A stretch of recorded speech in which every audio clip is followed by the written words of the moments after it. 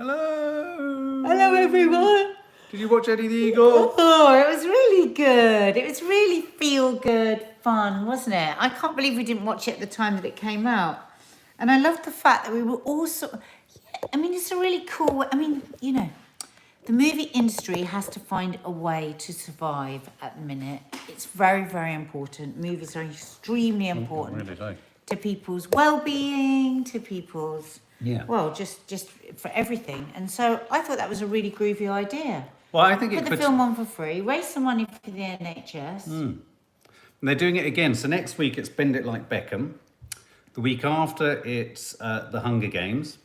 Last week it was La La Land. It was a shame we missed La La Land. But I think it could be a way forward for you know, even there's obviously the charitable side during COVID-19, but even potentially in the future, you might see this as a model moving forward. And I keep banging on about it, but I am fascinated by how the film industry is going to recover from COVID.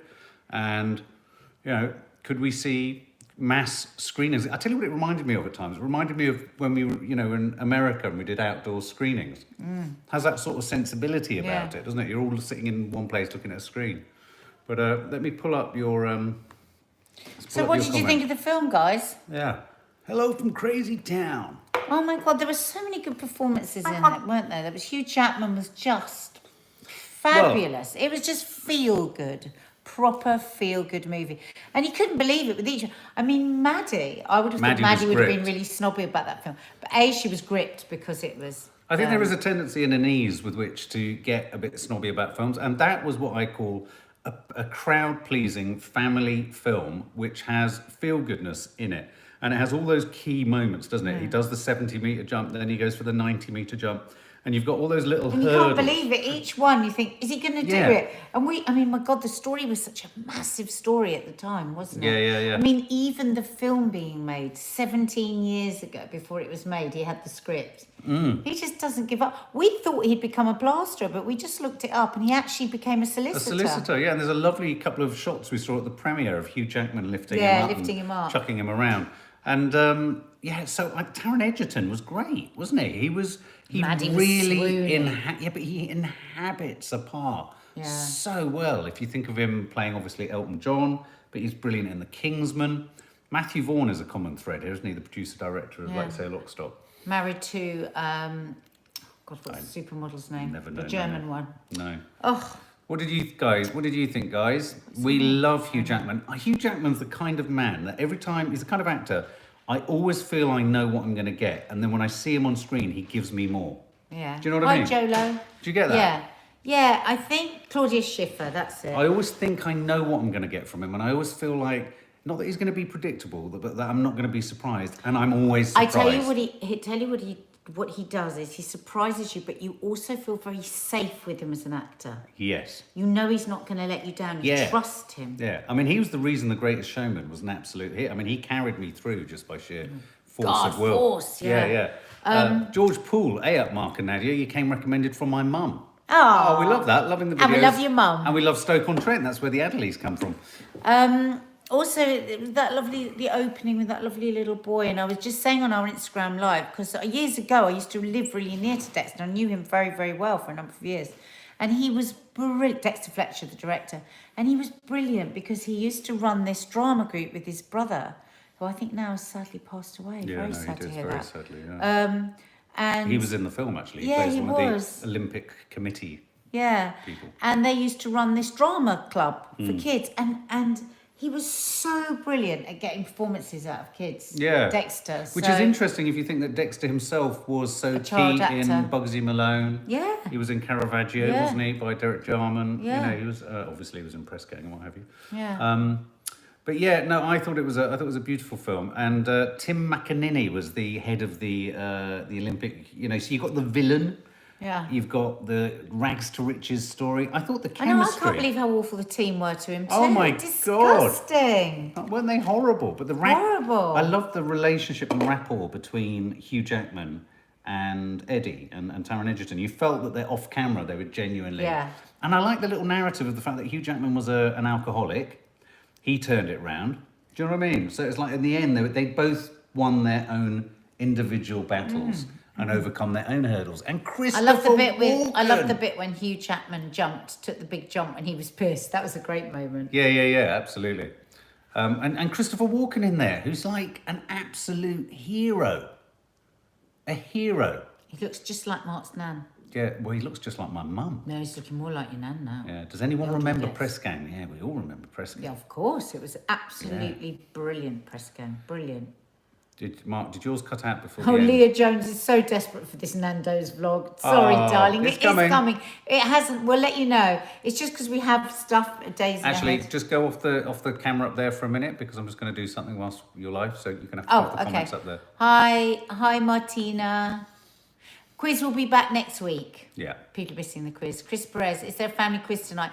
No, because we've been doing something for Lions King, Lionsgate Films, raising money for the NHS. But we will be back with a quiz next week. And I'm about to press a button that pumps the new vlog out.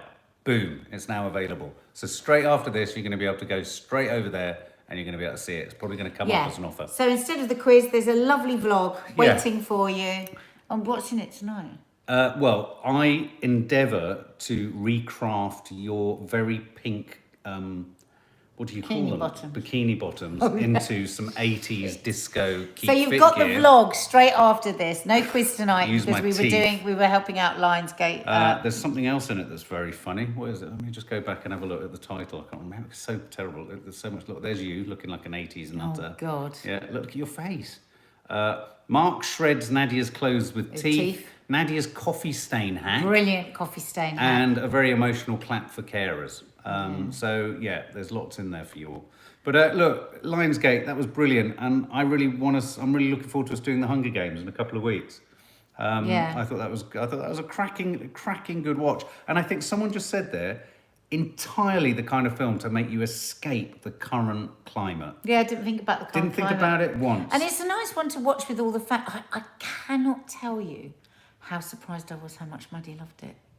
Yeah. And it wasn't just Taron.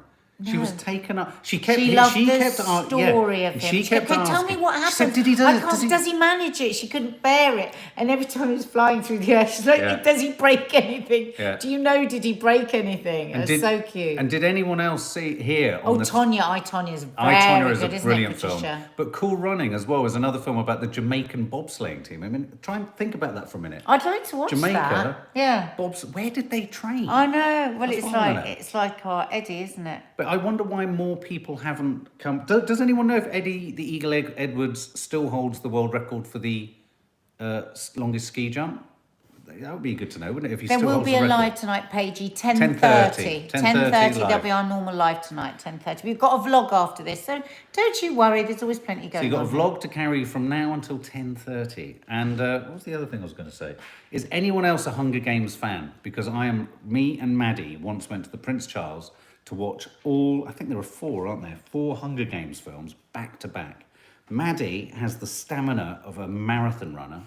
She was still awake and nudging me vehemently at 6 a.m. in the morning on the second one. Yes, he does hold the British record, Paul Tansley. He still does. He still holds it. Oh, I love that.